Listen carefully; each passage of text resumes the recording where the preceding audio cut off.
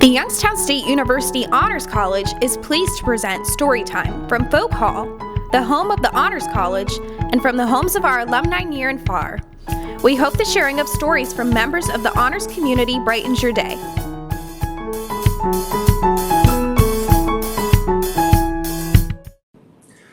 Latke the Lucky Dog by Fischer.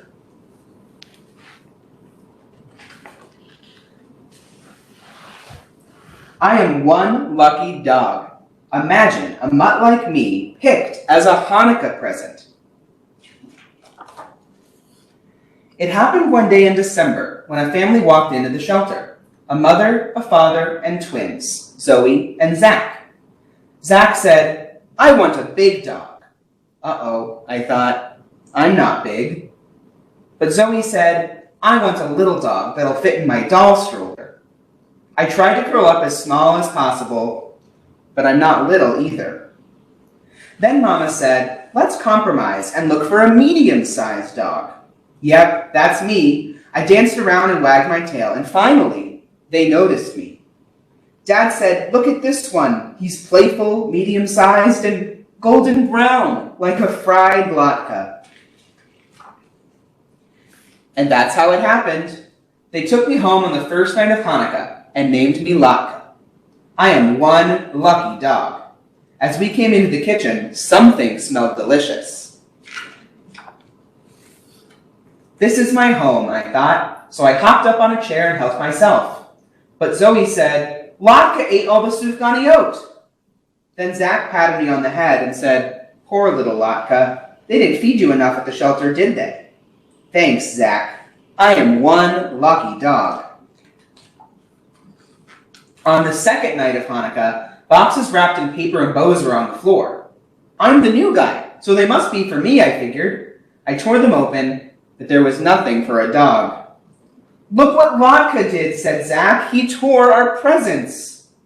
Time for me to hide behind a chair. But Zoe picked me up and said, "You were just trying to help, weren't you, cutie pie? We'll wrap them back up and pretend nothing ever happened." Thanks, Zoe. I am one lucky dog.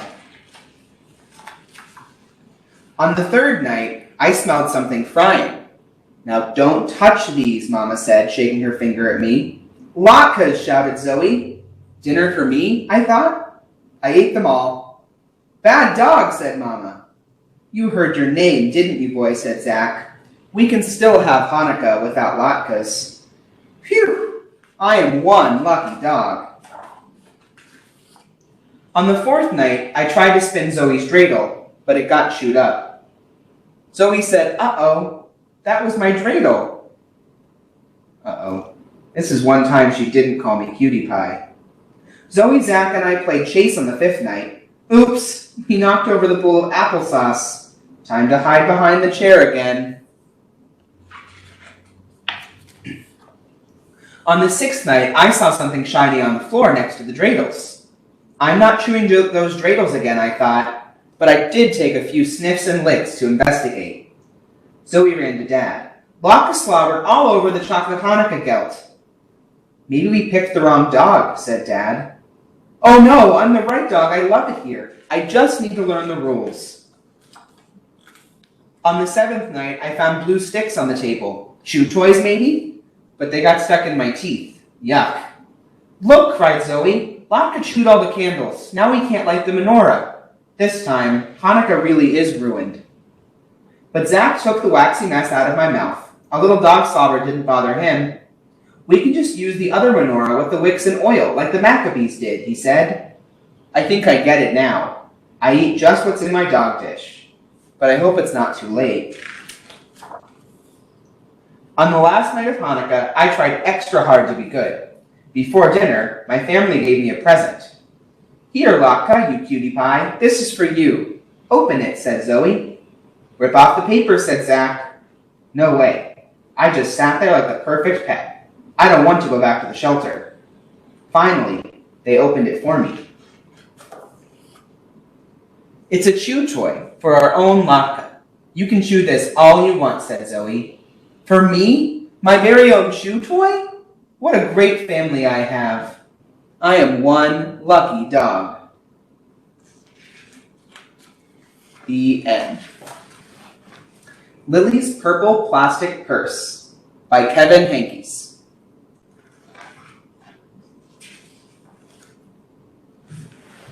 Lilly loved school. She loved her pointy pencils, she loved the squeaky chalk, and she loved the way her boots went clickety-clickety-click down the long, shiny hallways. Lilly loved the privacy of her very own desk. She loved the fish sticks and chocolate milk every Friday in the lunchroom, and most of all, she loved her teacher, Mr. Slinger. Mr. Slinger was sharp as a tack. He wore artistic shirts, he wore glasses on a chain around his neck, and he wore a different colored tie for each day of the week. Wow, said Lilly. That was about all she could say. Wow. Instead of greeting students or good morning pupils, Mr. Slinger winked and said, howdy. He thought the desks in rows were old-fashioned and boring. Do you rodents think you could handle a semicircle? And he always provided the most tasty snacks, things that were curly and crunchy and cheesy. I want to be a teacher when I grow up, said Lilly. Me too, said her friends, Chester and Wilson and Victor. At home, Lilly pretended to be Mr. Slinger. I am the teacher, she told her baby brother Julius. Listen up. Lilly even wanted her own set of deluxe picture encyclopedias. What's with Lilly? Asked her mother. I thought she wanted to be a surgeon or an ambulance driver or a diva, said her father. It must be because of her new teacher, Mr. Slinger, said her mother. Wow, said her father. That was just about all he could say. Wow. Whenever the students had free time, they were permitted to go to the light bulb lab in the back of the classroom. They expressed their ideas creatively through drawing and writing. Lilly went often. She had a lot of ideas. She drew pictures of Mr. Slinger, and she wrote stories about him too. During sharing time, Lilly showed her creations to the entire class. Wow, said Mr. Slinger. That was just about all he could say. Wow. When Mr. Slinger had bus duty, Lilly stood in line even though she didn't ride the bus. Lilly raised her hand more than anyone else in class, even if she didn't know the answer. And she volunteered to stay after school and clap erasers. I want to be a teacher when I grow up, said Lilly. Excellent choice, said Mr. Slinger. One Monday morning, Lilly came to school especially happy. She had gone shopping with her Grammy over the weekend. Lilly had a new pair of movie star sunglasses, complete with the glittery diamonds and a chain like Mr. Slinger's. She had 3 shiny quarters. And best of all, she had a brand new purple plastic purse that played a jaunty tune when it was opened. Lilly wanted to show everyone. Not now, said Mr. Slinger. Listen to our story. But Lilly had a hard time listening. Lilly really wanted to show everyone. Not now, said Mr. Slinger. Let's be considerate of our classmates. Lilly had a hard time being considerate. Lilly really wanted to show everyone. Not now, said Mr. Slinger. Wait until recess or sharing time. But Lilly could not wait. The glasses were so glittery, the quarters were so shiny, and the purse played such nice music, not to mention how excellent it was for storing school supplies. Look, Lilly whispered fiercely. Look, everyone, look what I've got. Everyone looked, including Mr. Slinger, and he was not amused. I'll just keep your things at my desk until the end of the day, said Mr. Slinger. They'll be safe there, and then you can take them home. Lilly's stomach lurched. She felt like crying. Her glasses were gone, her quarters were gone, her purple plastic purse was gone. Lilly longed for her purse all morning. She was even too sad to eat the snack Mr. Slinger served before recess. That afternoon, Lilly went to the light bulb lab. She was still very sad. She thought and she thought and she thought. And then she became angry. She thought and she thought and she thought some more. And then she became furious. She thought and she thought and she thought a bit longer. And then she drew a picture of Mr. Slinger. She wrote on the picture, "Big, fat, mean Mr. Stealing Teacher, wanted by FBI. P.S.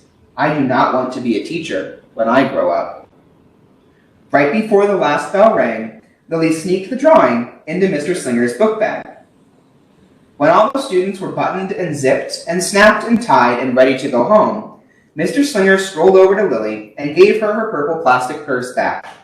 "It's a beautiful purse," said Mr. Slinger. "Your quarters are nice and jingly, and those glasses are absolutely fabulous. You may bring them back to school as long as you don't disturb the rest of the class." "I do not want to be a teacher when I grow up," Lilly said, and she marched out of the classroom. On her way home, Lilly opened her purse. Her glasses and quarters were inside, and so was a note from Mr. Slinger. It said, "Today was a difficult day. Tomorrow will be better." There was also a small bag of tasty snacks at the bottom of the purse. Lily's stomach lurched. She felt like crying. She felt simply awful.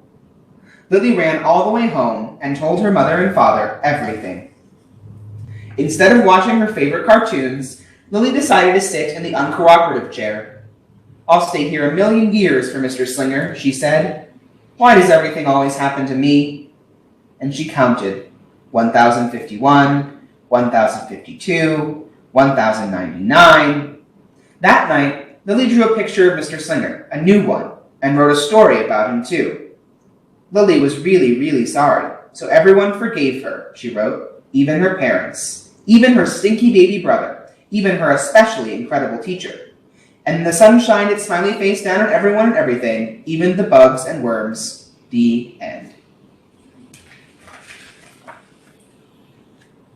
Lily's mother wrote a note, and Lily's father baked some tasty snacks for Lilly to take to school the next day.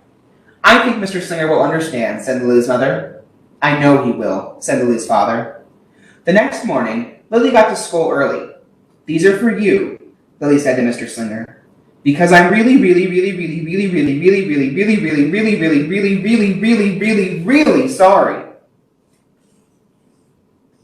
Mr. Slinger read the story. He looked at the picture. He read the note. He sampled the snacks. "Wow," said Mr. Slinger. That was just about all he could say. Wow. "What do you think we should do with this?" asked Mr. Slinger, as he showed Lilly the drawing she had written the day before. "Could we just throw it away?" asked Lilly. "Excellent idea," said Mr. Slinger. During sherry time, Lilly demonstrated the many uses and unique qualities of her purple plastic purse, her shiny quarters, and her glittery movie star sunglasses.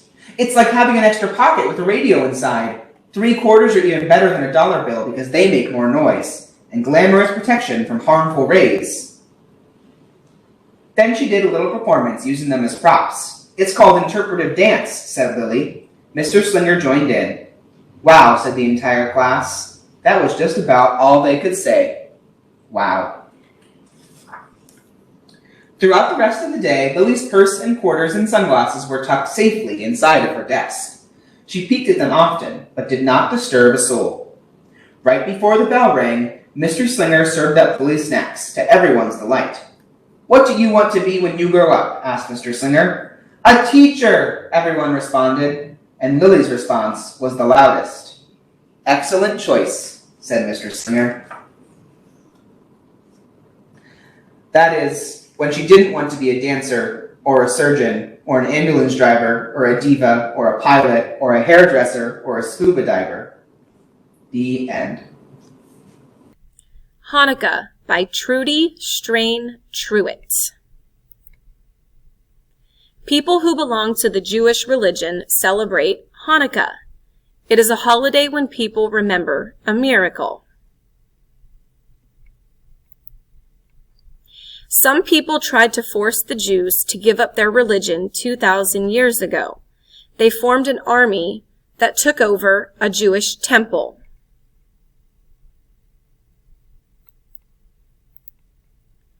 A group of Jewish people fought back. They were known as the Maccabees. The Maccabees won the battle. They returned to their temple.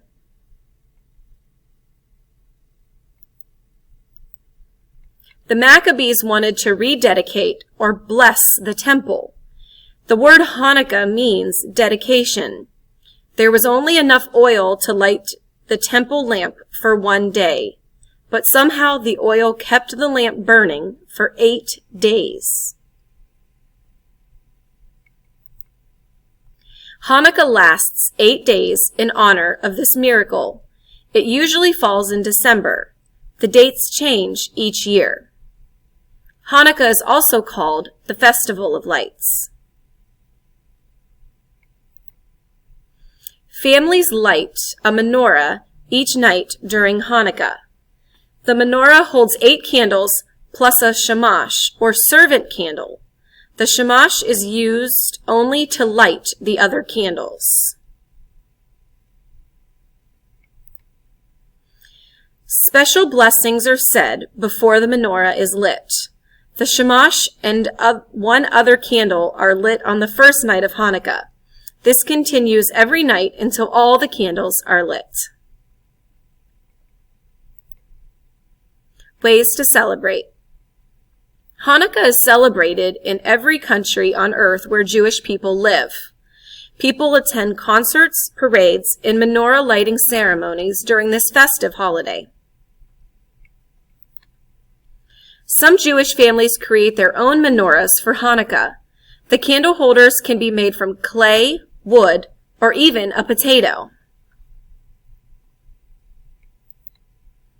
Special foods are eaten during Hanukkah. Potato pancakes called latkes are popular in America.